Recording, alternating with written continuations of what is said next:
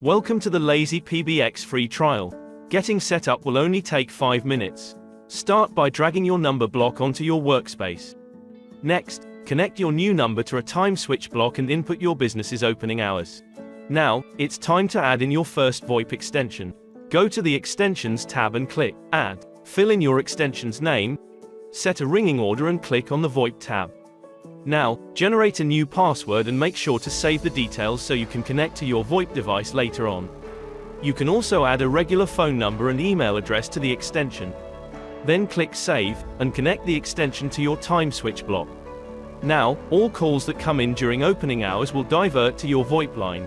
To finish up with this quick setup, connect a voicemail block to the failure output of the time switch block. Select a default sound file or upload your own, and enter your email address. Now, all calls that come in during closing hours will go straight to voicemail. Once you have your basic setup, feel free to play around with some of our other blocks. You can add a phone menu, play custom messages or track your call analytics. Just make sure to click Apply Changes when you are finished editing your setup. And as always, if you need help with anything at all, please just contact our support team.